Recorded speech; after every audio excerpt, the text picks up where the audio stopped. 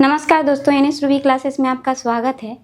चलिए आज हम लोग जानेंगे प्रधानमंत्री के बारे में। वर्तमान में 18वीं लोकसभा चल रहा है, जिसमें हम देखेंगे शुरू से लेकर अब तक कितने प्रधानमंत्री रहे हैं। तो चलिए आइए जानते हैं प्रधानमंत्री के बारे में। आप जानते हैं कि ये कैबिनेट के प्रमुख होते हैं और हमारे संविधान में आर्टिकल 74, 75, 78 में प्रधानमंत्री का चर्चा है। चलिए आइए जानते हैं कि सबसे पहले प्रधानमंत्री कौन बने थे। तो हम देखेंगे स्वतंत्र भारत के पहले प्रधानमंत्री जो है पंडित जवाहरलाल नेहरू बने थे। कब बने थे? तो आपको याद रखना है 15 अगस्त, जिस दिन आपको आज़ादी मिला है, 15 अगस्त 1947 से ये अपने कार्यकाल इनका देखेंगे तो ये रहे हैं 1964 तक। ठीक है, कार्यकाल के दौरान ही इनका मृत्यु हो गया था 64 में। आगे हम देखेंगे तो ये आज़ादी के टाइम बने थे, लेकिन पहली लोकसभा का गठन जो है 17 अप्रैल 1952 में हुआ था। पहली लोकसभा का गठन हुआ था और इसके तहत चुनाव हुआ था और फिर ये प्रधानमंत्री बने थे, पीएम बने थे। आगे अगर हम बात करेंगे, पहली लोकसभा का गठन हो गया। हम इसको थोड़ा सा मिटाते चलेंगे, मेरे पास जगह नहीं रहेगा तो ठीक है। अभी 18वीं लोकसभा चल रहा है, अभी वर्तमान में 18वीं लोकसभा, और इनको देखेंगे तो ये पहला और दूसरा दोनों लोकसभा में ये रहे हैं, 2 बार रहे हैं। पहला तो यहाँ 47 से लेकर यहाँ 52 तक रहे हैं, फिर 52 में अगर 5 जोड़िएगा 5 साल तक रहेंगे तो 57 हो जाएगा, फिर 5 जोड़िएगा तो कितना हो जाएगा, 62 हो जाएगा। ठीक है, और फिर अगला मतलब लगभग ये कितना 16 वर्ष 286 दिन का कार्यकाल पूरा किए थे। ठीक है, और टोटल 17 बार लाल किला पर झंडा फहराए थे, जो कि अब तक के जितने भी प्रधानमंत्री हैं उसमें सबसे ज़्यादा बार झंडा फहराने वाला। दूसरा रिकॉर्ड अगर देखेंगे तो इनकी बेटी का है, जो 16 बार फहरा चुकी हैं, इंदिरा गांधी जी। चलिए इसको हम मिटाएंगे, इंदिरा गांधी जी। अगर हम और भी जानकारी इनके बारे में जानना चाहें, जवाहरलाल नेहरू जी के बारे में, तो आपको इनका जन्म याद होगा। इनका जन्म जो है 14 नवंबर 1989 को हुआ था।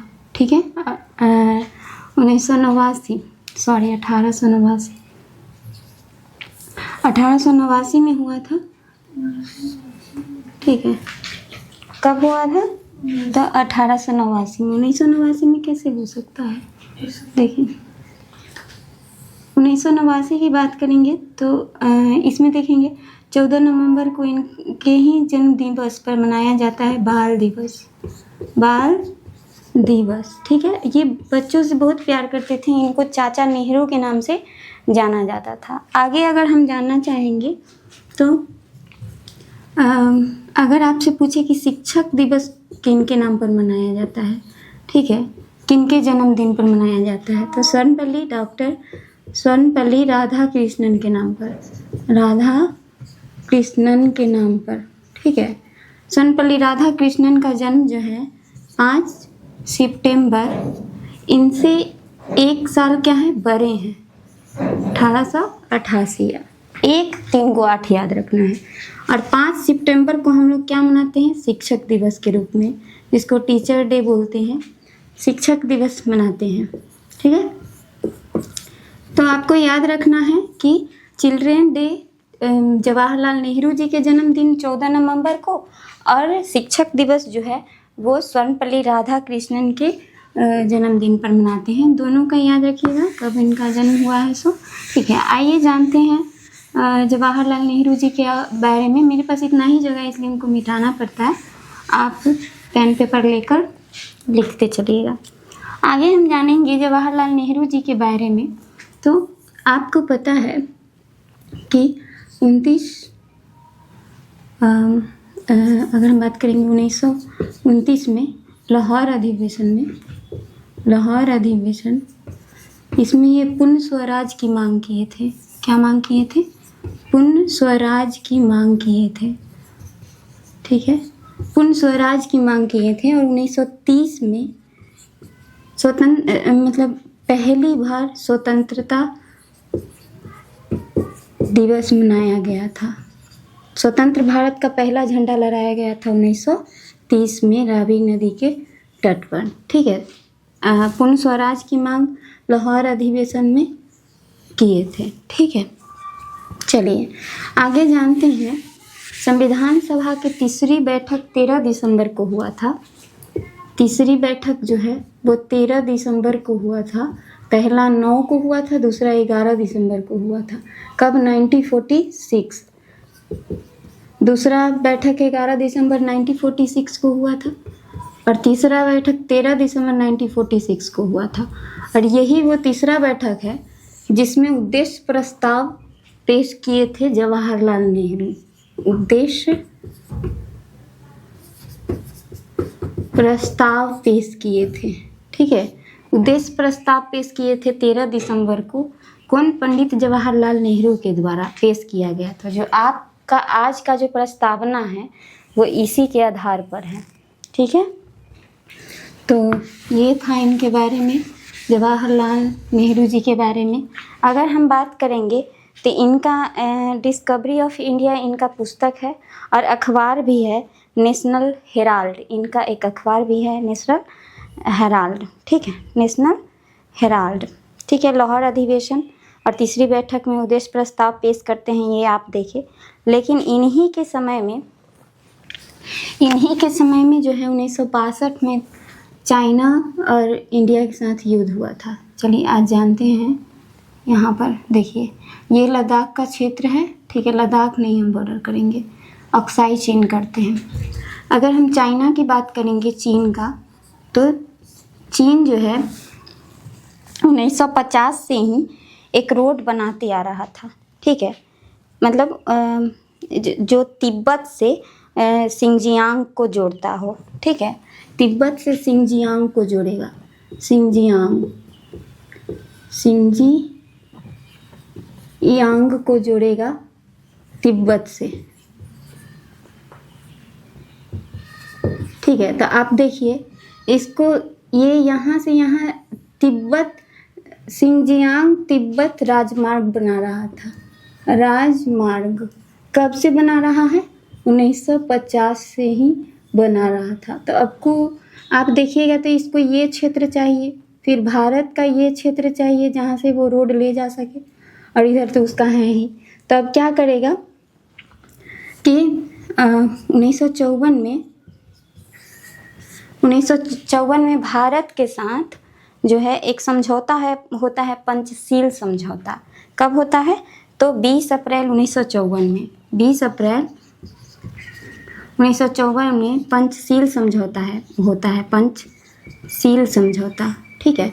और इस पंचशील समझौता में आप देखिएगा तो ये था कि हम एक दूसरे की अखंडता को बनाए रखेंगे, मतलब एक दूसरे पर युद्ध नहीं करेंगे, आर्थिक रूप से एक दूसरे का सहयोग करेंगे, और भी बहुत सारा था इस समझौता में। लेकिन इस समझौता को जो है नहीं माना चाइना, और इसका उल्लंघन करते हुए तिब्बत पर अधिकार कर लिया था 1959 में। ठीक है। तिब्बत पर अधिकार किया। उसके बाद हम देखेंगे तो इसको ये वाला क्षेत्र चाहिए था, तो अक्साई चीन पर अधिकार किया 1962 में। ठीक है। चाइना के साथ युद्ध हुआ, और इसी दौरान याद रखिएगा आपातकाल लगा था हमारे यहाँ जब चाइना से युद्ध हुआ था। 1962 ईस्वी में क्या हुआ? अक्साई चीन उसको चाहिए था, तो इस वाले क्षेत्र पर अधिकार किया युद्ध के दौरान। ठीक है। और इस वाले जगह का नाम दिया line of actual control, LAC, और इस क्षेत्र का नाम क्या हुआ? अक्साई चीन। 1962 में अधिकार कर लिया, और यहाँ तिब्बत पर अधिकार 1959 में किया था। ठीक है। उसके बाद दूसरा देखेंगे तो तिब्बत पर जिस समय अधिकार कर रहा है ना 1959 में, इस दौरान वहाँ के दलाई लामा जो थे, तिब्बती क्षेत्र के थे, दलाई लामा, ये कोई आदमी का नाम नहीं है, ये पद है। ठीक है। जो धार्मिक दृष्टिकोण से बहुत महत्वपूर्ण व्यक्ति थे, इनको वहाँ पर धमकी दिया जा रहा था कि हम तुमको मार डालेंगे, और ये भागते हुए आते हैं भारत में, और इनको नेहरू जी शरण दे देते हैं। ठीक है।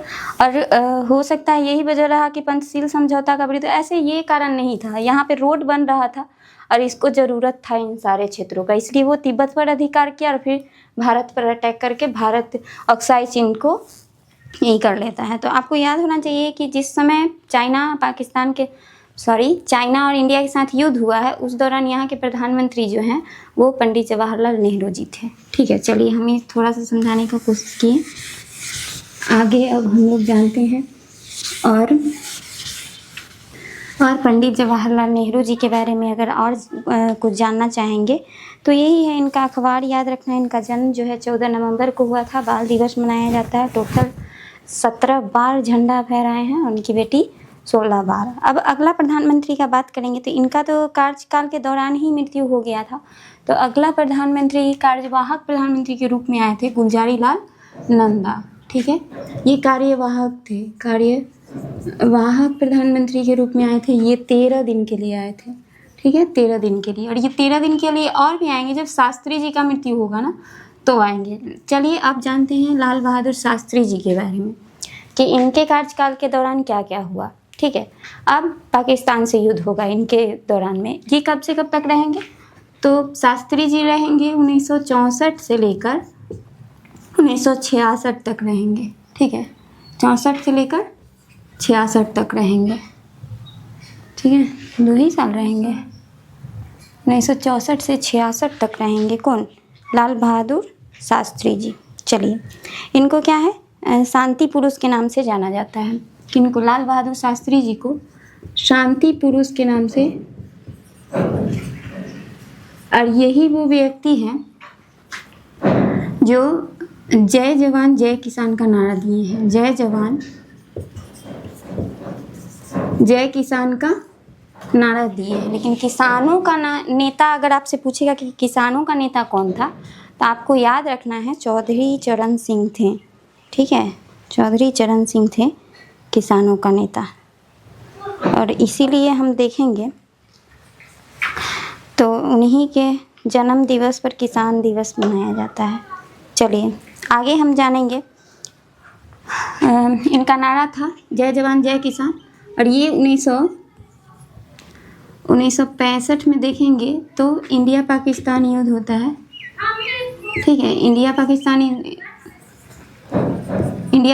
युद्ध होता है, जिसमें देखिएगा 1965 में युद्ध होता है। और इसी युद्ध के दौरान शांति को स्थापित करने के लिए एक समझौता के लिए इनको ताशकंद बुलाया जाता है। किनको? शास्त्री जी को। ठीक है, ताशकंद उज्बेकिस्तान का राजधानी है। ताशकंद, ठीक है, ताशकंद जो है वो उज्बेकिस्तान की राजधानी है। उज्बेकिस्तान जो ये उस समय सोवियत संघ का हिस्सा था। ठीक है, और ये 1966 ईस्वी में जाते हैं ताशकंद में। और ताशकंद में ही हार्ट अटैक के वजह से इनका मृत्यु हो जाता है। हालांकि अभी तक पता नहीं चला है कि असली रीज़न क्या है मृत्यु होने का, लेकिन ये ही बताया जा रहा है कि इनका हार्ट अटैक हो गया था। ठीक है, दिल का दौरा पड़ा था, इस वजह से इनको 1966 में ताशकंद में ही मृत्यु हो गया था। और ये ऐसे प्रधानमंत्री हैं जिनका मृत्यु देश से बाहर विदेश में हुआ है। ठीक है, तो आपको याद रखना है देश से बाहर किनका मृत्यु हुआ है, तो लाल बहादुर शास्त्री जी का। और 66 में ही इनको मरणोपरांत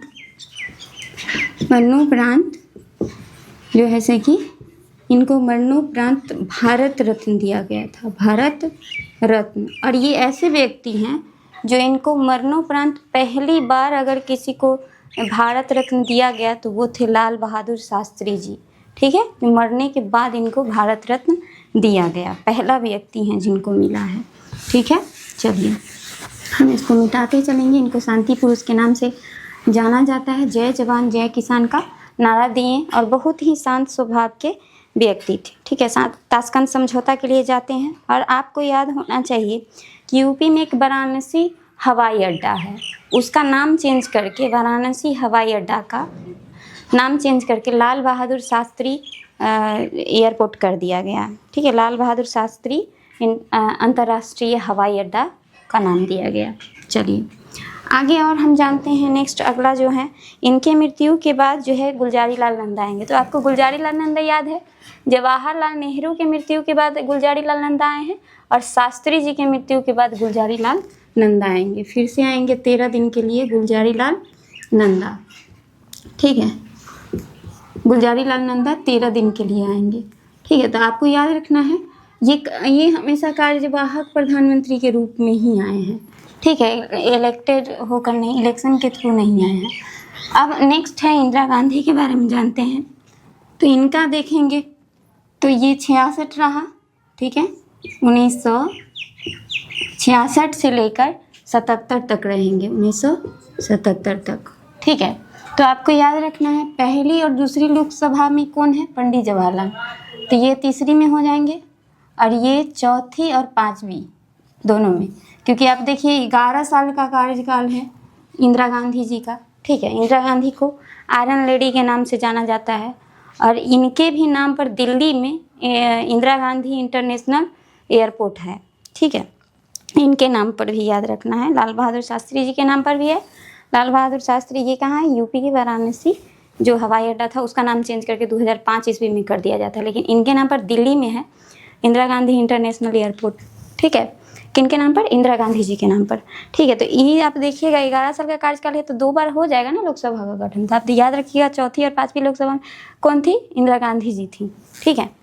और अगर हम इंदिरा गांधी जी के बारे में चर्चा करना चाहेंगे तो आपको याद होगा कि बैंकों का राष्ट्रीयकरण किए थे, बहुत सारे बैंकों का, और इनको आयरन लेडी के नाम, और ये एकमात्र महिला प्रधानमंत्री हैं जो अभी तक में एक भी महिला प्रधानमंत्री नहीं बनी, अकेले यही हैं। तो आपको याद रखना कि एक तो ये प्रथम महिला प्रधानमंत्री है, प्रथम महिला, और एकमात्र है, अभी तक कोई नहीं बना है, ठीक है, अभी तक कोई नहीं बना है, ठीक है, महिला प्रधानमंत्री, ठीक है। आगे अगर हम बातचीत करेंगे तो इनको जो है मैक्सिकन अकादमी पुरस्कार से सम्मानित किया गया है, और अभी तक जितना भी है उन सबको भारत रत्न मिल चुका है। इनको भी मिला है, गुलजारी लाल नंदा जी को भी मिला है, और इंदिरा गांधी जी को भी, शास्त्री जी को भी, सबको, शास्त्री जी को मरणोपरांत मिला है, आपको याद रखना है। भारत रत्न सबको मिल चुका है, ठीक है।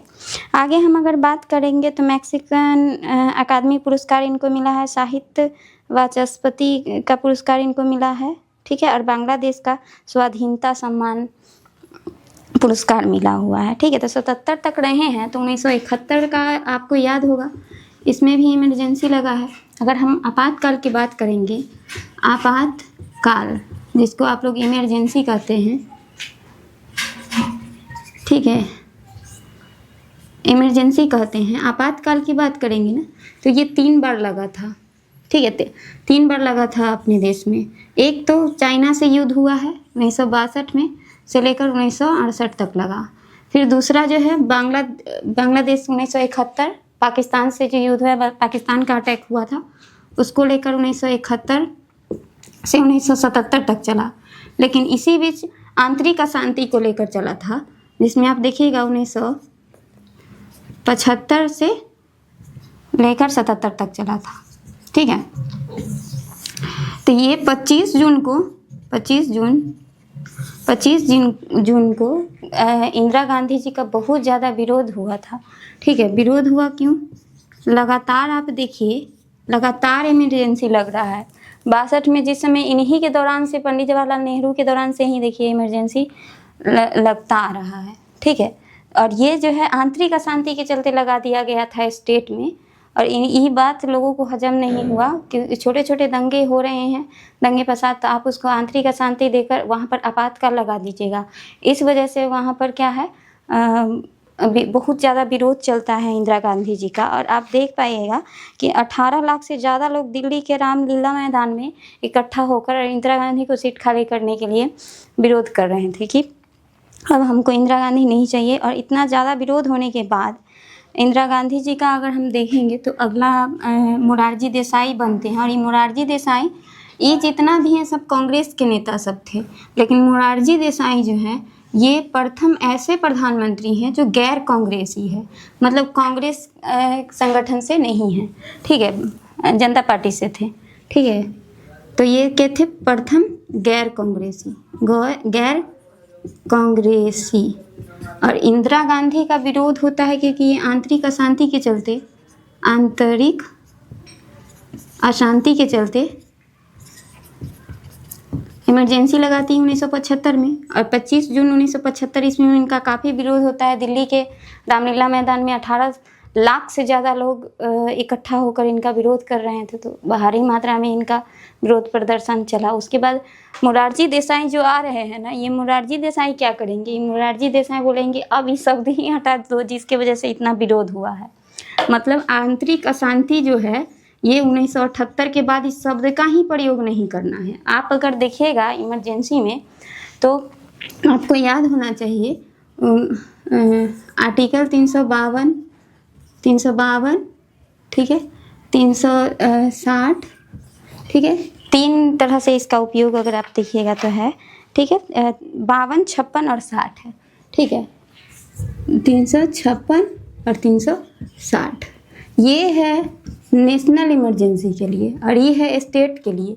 और ये आंतरिक अस्त्र शस्त्र में मतलब अंदर में स्टेट के अंदर में अस्त्र शस्त्र को लेकर भारी मात्रा में विरोध होते रहेगा अस्त्र शस्त्र लेकर, तब ये लगाना है इमरजेंसी। ये अभी तक नहीं लगा है, लेकिन ये अगर 356 वाला देखेंगे जो स्टेट वाला, ये सबसे ज़्यादा बार अभी तक लगा है 356 वाला। और सबसे ज़्यादा अगर आपसे पूछेगा कि कहाँ पर लगा है तो आपको याद रखना है यूपी और मणिपुर में अभी तक सबसे ज़्यादा लगा है, 10-10 बार लगा है। और सबसे कम मतलब बिल्कुल लगा ही नहीं है तो आपको याद रखना है तेलंगाना और छत्तीसगढ़, इसमें लगा ही नहीं है, एक बार भी नहीं लगा है। और पूछेगा सबसे लंबा समय के लिए कहाँ पर लगा है तो पंजाब में लगा है, जो आपको याद होना चाहिए 1987 से 1992 तक रहा है, 1987 से 1992 तक रहा है, ठीक है। बहुत लंबा कार्यकाल, बहुत लंबा समय तक इमरजेंसी लग गया था। सबसे कम समय के लिए 7 दिन के लिए कर्नाटक में लगा था, सबसे कम समय के लिए 7 दिन के लिए कर्नाटक में लगा था। तो आपको ये इमरजेंसी से संबंधित था। आपको याद रखना है इमरजेंसी जो है भाग 18 में है, ठीक है, इसका चर्चा कहाँ पर है, भाग 18 में है। तो आप ये इमरजेंसी के बारे में जान पाएँ कि किस आर्टिकल में 3 तरीका है नेशनल इमरजेंसी लगाना, स्टेट है और इसमें अंदर में शस्त्र अस्त्र रहेगा तो इसका प्रयोग नहीं हुआ है। सबसे ज़्यादा 356 का वह जो स्टेट में लगा है। तो सबसे ज़्यादा कहाँ पर लगा है तो आपको यूपी और मणिपुर याद रखना है, 10 बार लगा है। और सबसे कम जहाँ लगा ही नहीं है, लगभग सभी स्टेट में लग चुका है, लेकिन जहाँ नहीं लगा है तेलंगाना छत्तीसगढ़ में कभी नहीं लगा है। और सबसे कम कर्नाटक में 7 दिन के लिए लगा है और सबसे लंबा समय के लिए पंजाब में लगा है। ये था क्या इमरजेंसी से संबंधित। और यही आंतरिक 1975 से 77 के बीच देखिए 1975 में आंतरिक अशांति के चलते इंदिरा गांधी लगाती है और इंदिरा गांधी का इतना विरोध होता है कि कांग्रेस का ही समझिए कि उस पार्टी का ही बहुत ज़्यादा विरोध हो जाता है।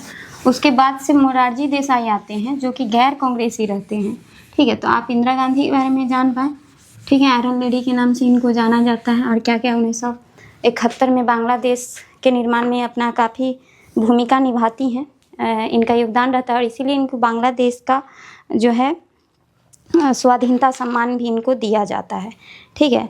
और उसके बाद देखेंगे तो उसी दौरान 1971 इसमें जिसमें बांग्लादेश का निर्माण हुआ है, उसी दौरान इंदिरा गांधी जी को भारत रत्न से सम्मानित किया गया 1971 में। 1971 में इनको भारत रत्न से सम्मानित किया गया है, ठीक है। आगे जानेंगे आप इंदिरा गांधी जो है इंटरनेशनल एयरपोर्ट के बारे में तो जानते हैं, दिल्ली में है। लेकिन आपको याद होना चाहिए आपका जो है एक द्वीप है निकोबार द्वीप, ठीक है, अंडमान निकोबार आपका जो टेरिटरी है ना, यूनियन टेरिटरी, उसमें से एक है अंडमान निकोबार, ठीक है, द्वीप समूह। उसमें निकोबार पर, ग्रेट निकोबार पर एक बिंदु है जिसको दक्षिणतम बिंदु के नाम से हम लोग जानते हैं, ठीक है। यहाँ देखेंगे विषुवत रेखा के उत्तर में यहाँ पर अंडमान निकोबार है ना, यहाँ पर जो है निकोबार पर क्या है, इंदिरा पॉइंट है, इंदिरा पॉइंट है, इन्हीं के नाम पर है। और ये इंदिरा पॉइंट जो है ना 2004 में आया था सुनामी, इसी में जलमग्न हो चुका है, ठीक है। मतलब अभी क्या है वहाँ पे पानी लगा हुआ है। तो आपको ये पता रखना था कि इनके नाम पर क्या क्या है, कहाँ है, बताने का कोशिश की। चलिए आगे मोरारजी देसाई के बारे में जानेंगे। तो ये गैर कांग्रेसी थे, क्या लिखती हैं भाई, कांग्रेसी थे, ठीक है, गैर कांग्रेसी थे मोरारजी देसाई जी। और बोले 1978 के बाद आंतरिक अशांति का जो है उस शब्द का ही प्रयोग नहीं करना है, ठीक है। और ये मोरारजी देसाई जो है सबसे अधिक बार बजट पेश करने वाले व्यक्ति हैं, 10 बार बजट पेश किए थे और इनको भी भारत रत्न से सम्मानित किया गया। और ये ऐसे प्रधानमंत्री हैं जिनको पाकिस्तान का सर्वोच्च नागरिक सम्मान मिला हुआ है, जिसको कहते हैं निशान पाकिस्तान, ठीक है। मोरारजी देसाई जी को मिला हुआ, अकेले ऐसे हैं जिसको जो है कि पाकिस्तान का सर्वोच्च नागरिक सम्मान मिला हुआ है। आगे जानते हैं चौधरी चरण सिंह जी के बारे में, ठीक है। चौधरी चरण सिंह का बात करेंगे। अगला जो है चौधरी चरण सिंह, यहाँ इंदिरा गांधी के बारे में 4-5 याद रखें। तो यहाँ पर आपको याद रखना है मोरारजी देसाई जी के बारे में कि ये 77 से कब तक रहे हैं, 1977 से 2 ही साल तक रहे हैं, 1969 तक रहे हैं, ठीक है। मोरारजी देसाई जी 2 साल तक रहे हैं, ठीक है। चौधरी चरण सिंह जी का बात करेंगे तो 1 साल रहे हैं, ठीक है। 69 से 80 तक रहे हैं, ज़्यादा दिन के लिए नहीं रहे हैं। 1969 से 1980 तक रहे थे। और ये ऐसे व्यक्ति हैं जो कभी जो है से कि इनको कांग्रेस का समर्थन मिला हुआ था, ठीक है। और शर्त रखा गया कि अगर मतलब इमरजेंसी जो हम पे लगाया गया है कांग्रेस की तरफ से, अगर इंदिरा गांधी जी का बात करेंगे तो इनको बहुत दबाव बनाया गया काम को लेकर, इसलिए ये कभी संसद का सामना ही नहीं किए, संसद में गए ही नहीं और इस्तीफा दे दिए। कौन? चौधरी चरण सिंह जी। इनको काम का बहुत ज़्यादा दबाव था और कुछ ही महीना रह पाए, ठीक है। चौधरी चरण सिंह जी का बात करेंगे तो आपको याद रखना है चौधरी चरण सिंह जी के ही जन्म दिवस पर जो है 23 दिसंबर 1902 में इनका जन्म हुआ है। और हम लोग 23 दिसंबर को ही किसान दिवस मनाते हैं। किसान दिवस किनके नाम पर? तो चौधरी चरण सिंह जी के नाम पर, ठीक है। आपको याद रखना है चौधरी चरण सिंह जी के नाम पर। तो ये इस्तीफा दे दिए थे और कभी संसद का सामना नहीं करने वाले पीएम कौन रहे? तो चौधरी चरण सिंह जी रहे हैं। और इन्हीं के नाम पर 23 दिसंबर को क्या मनाते हैं? किसान दिवस मनाते हैं। अगला देखेंगे फिर से इंदिरा गांधी हैं। आपको इंदिरा गांधी के बारे में याद रखना है। फिर वापस से इंदिरा गांधी आती है 1980 से 4 साल तक रहती है 1984। इनके बाद तो इनका मृत्यु ही हो जाता है। क्यों? क्योंकि ये ऑपरेशन ब्लू स्टार चलाती हैं, ऑपरेशन ब्लू स्टार चलाती हैं, ठीक है।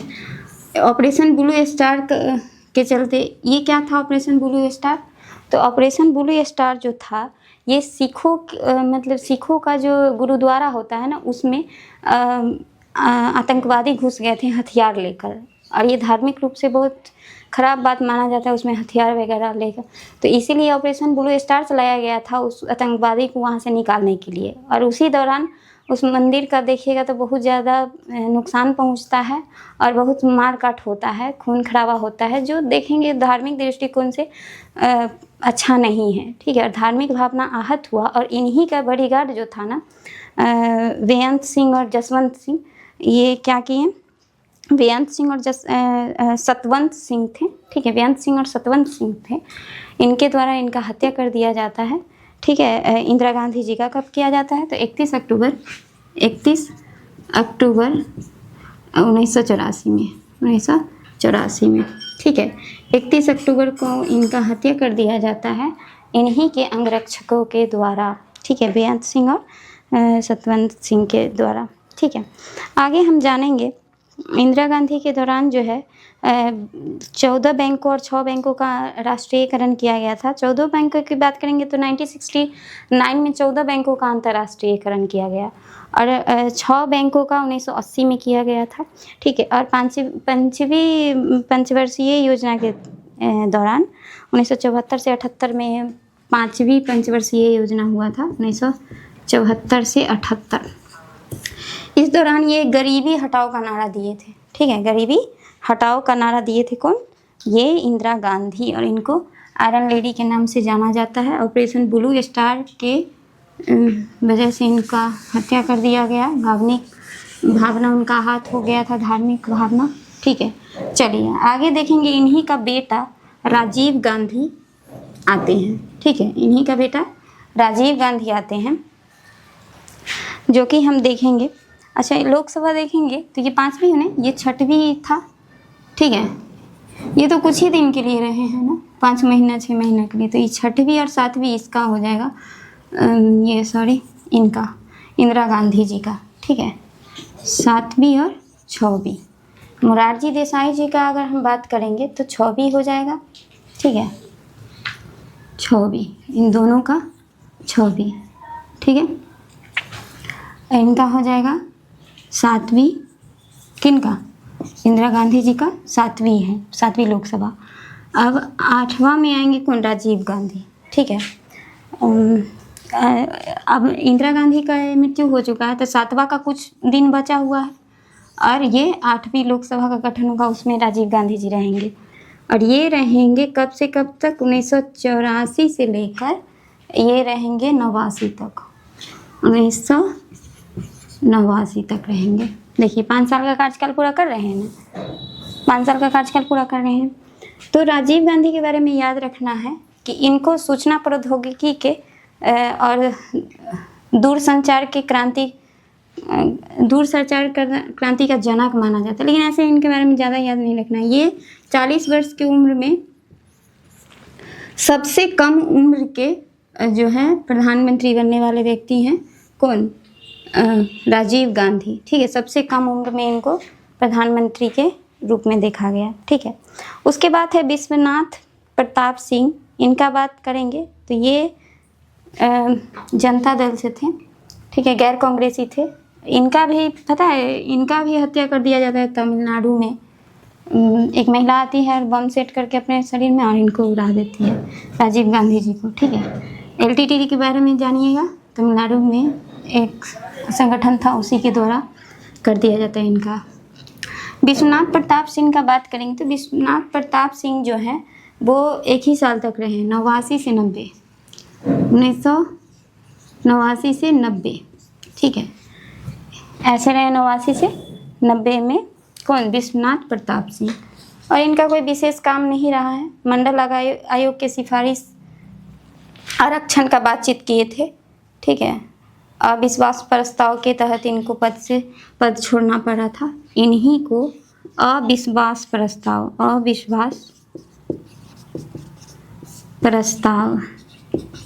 के तहत इनको पद छोड़ना पड़ा था, विश्वनाथ प्रताप जी को। चंद्रशेखर जी, PV नरसिम्हा जी का बात करेंगे, ठीक है, चंद्रशेखर और PV नरसिम्हा जी का बात करेंगे। PV नरसिम्हा 10वीं लोकसभा के गठन में थे, ठीक है। ये 8वीं हैं तो ये 9वीं हो जाएंगे, ठीक है। 9वीं में ये दोनों आ जाएंगे, विश्वनाथ प्रताप सिंह और ये चंद्रशेखर, दोनों आ जाएंगे 9वीं लोकसभा में। और ये 10वीं में PV नरसिम्हा राव। और ये PV नरसिम्हा दक्षिण भारत के प्रधानमंत्री हैं, ठीक है, पहले प्रधानमंत्री हैं जो दक्षिण भारत से उठकर आए थे, PV नरसिम्हा राव। चंद्रशेखर जी का बात करेंगे तो चंद्रशेखर जी ये पद यात्रा किए थे और कब से कब तक रहे हैं तो 90 से 91, 1 साल तक ये भी रहे हैं, 91 तक रहे हैं। और PV नरसिम्हा जी का बात करेंगे तो ये 96 तक रहे हैं, और इनका 5 साल तक कार्यकाल पूरा हुआ, ठीक है। और ये ऐसे मतलब इनको देखेंगे PV नरसिम्हा राव जी का तो आर्थिक उदारीकरण के इनको जनक माना जाता है, और दक्षिण भारत के। और ये मिड डे मील चलाए थे, सबसे पहले मिड डे मील कहाँ पर चलाया गया था तो हरियाणा में 1995 में, ठीक है, कहाँ, हरियाणा में, ठीक है। मिड डे मील की शुरुआत करवाए थे कौन, PV नरसिम्हा राव, ठीक है। आंध्र प्रदेश में 1925 से ही, मतलब आज़ादी से पहले से ही मिड डे मील की शुरुआत हो चुका था, लेकिन इन्हीं के समय में हरियाणा में सबसे पहले शुरुआत किया गया मिड डे मील की। और ये पहले व्यक्ति हैं, 5 साल तक रहेंगे, 1991 से अगर हम इसमें 5 जोड़ते हैं तो कितना हो जाएगा, 96, ठीक है, 1996 तक रहेंगे। अटल जी का बात करेंगे तो ये 13 दिन के लिए रहेंगे, ठीक है, 13 दिन के लिए आएंगे अटल जी, ठीक है।